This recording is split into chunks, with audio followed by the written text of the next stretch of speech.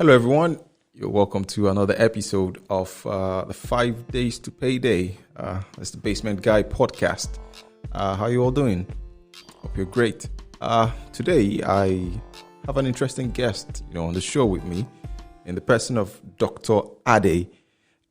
You're welcome to the show. Thank you very much for having me. You're welcome. As you've introduced, my name is Dr. Ade, and I'm a young medical doctor. I graduated from the Medical University in Łódź, Poland. Wow, that's cool. And you also have, I think, checkbody.com. Yeah. I'm the co-founder and CEO of Checkbody Limited. So we provide tele-dermatology consultation. So if you have problems with your skin, you can just use your mobile phone to reach out to us, and then we are going to help you. Okay. Thank you. That's cool. Anyways, there's something important, which, has been devastating, the whole world for the past 1 year, which is, of course, the COVID-19. So there are still maybe a set of people who don't believe that this is real. They think it's a myth. So can you tell us, is this true? Is this a myth? COVID-19 is real, 100% real. I can tell you that because I, in fact, volunteered at VAM Hospital in Łódź, and I saw many patients coming in, and definitely COVID-19 is real. And this is important to admit because then people are less careless if they believe that this is really authentic. If people don't believe this is real, they are careless, and then the hospital gets crowded. And because there are limited number of bed spaces and also ventilators, in a very critical situation where the health facility is congested, we would have to choose who lives and who dies. Wow. Yeah. So that's sad, Yeah, it's like the scene of a horror movie. Yeah. So we should be safe. We should stay safe, follow the guidelines with social distancing, with using a face mask, and if you are sick, you should tell your employer and don't come to work. Okay. Yeah. So just make a phone call and then help will come. It's safe. It's safer because I know of someone who actually suspected he had COVID-19 and he used the public transport to get to the hospital. What? Yeah. So. Whoa. Yeah, it's better to actually prepare the healthcare facility if you think you have symptoms. Okay. And they are ready for you. Probably they would even get you an ambulance. Okay. Yeah. Okay. It's safer. Yeah. Okay. Now, generally, of course, the discussion has moved, from COVID and its origins. And now we have the vaccines. And now we have, a different set of problems, because there are also people who don't believe that, this vaccine, it's safe. Or, they just believe different conspiracies around it. Like, it's something from Satan, it's the mark of the beast, or maybe it's some sort of a chip that the government wants to use to track us, to control us. Yeah, something like that. So and of course there are fears about the side effects as well. All of these things all together do not make people believe in it. So from a medical perspective, can you shed some light on this? I mean, all the things you mentioned actually culminate to what is called vaccine hesitancy. So people actually are scared of getting vaccinated. Understandably, people are scared of what they don't understand. And part of what we are doing now is to actually enlighten people, to educate people, And so far, we know that many of the vaccines that are available now are efficacious. That is, they work.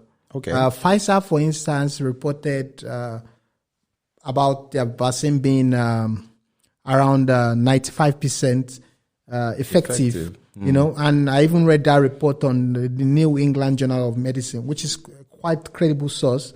Moderna has also similar efficacy level.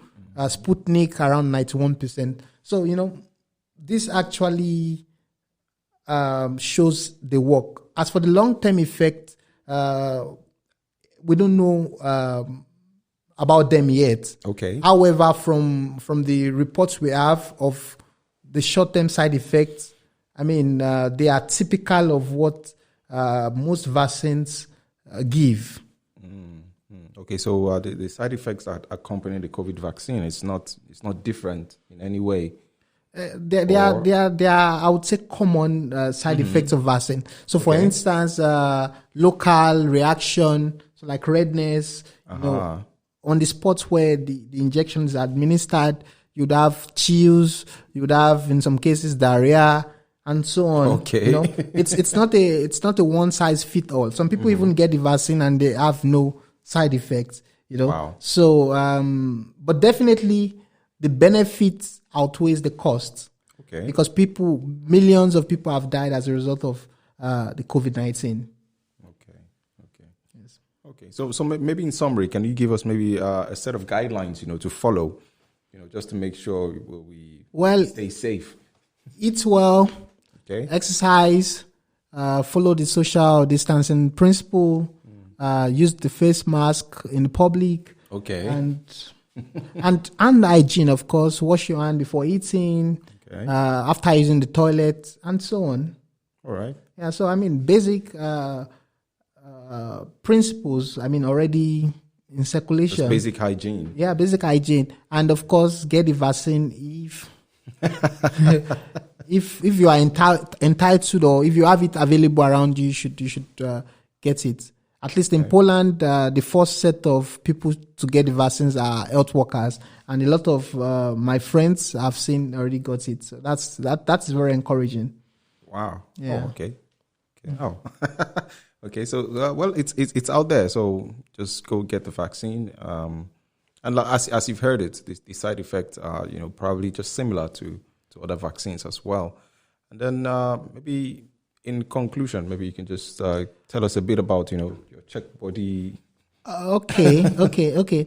Well, check body. What we do now is teledermatology consultation, which means you can actually see a consultant dermatologist if you have a skin problem, and then our dermatologist can actually provide like diagnosis and even treatment, like with prescription. Wow. Just via the video call.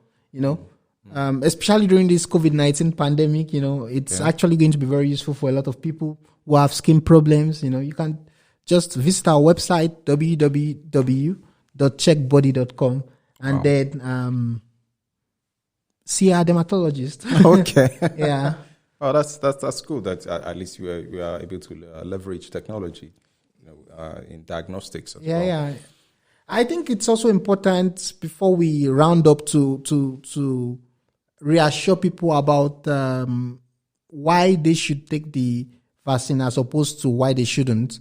A lot of people actually have this belief that because the vaccine was developed rather quickly, it was not done properly. Okay. There are different stages of clinical trials. 4 stages, if you don't count stage 0, which is also a stage. And these stages are to actually ensure the safety of participants and the public. And besides these different stages which a vaccine has to undergo, there are also principles and guidelines that countries subscribe to. For instance, there's something called ICH-GCP, which is International Conference of Harmonization and Good Clinical Practice, which basically protects participants in a clinical trial, and also it makes the data more credible. And also there's the Ethical Review Board, which ensures that the research is done according to guidelines that respect human dignity, justice, and so on and so forth. Wow. And last but not the least, also there's something called Declaration of Helsinki, which is basically an agreement within the healthcare industry, whereby people also respect human rights in clinical research.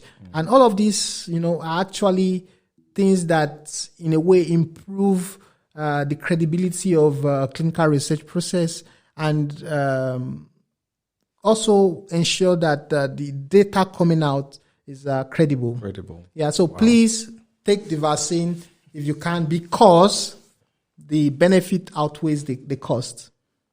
Okay, so you've heard it all. Benefits outweigh the cost, so you can go out and take the vaccine, and then there's probably nothing much to worry about. And it's better to be safe than sorry, I believe. So once again, thank you, Dr. Ade. Thank you very much for dropping by, because I know you have a very tight schedule. Thank you very much. It's a pleasure to be on your show, and keep speaking. And I try. Keep speaking, and definitely your voice is important, and your voice should be heard. Thank you very much for having me. Thank you again. All right, guests, thank you for joining the show today. Have a nice week ahead, and see you next time. Bye. Bye.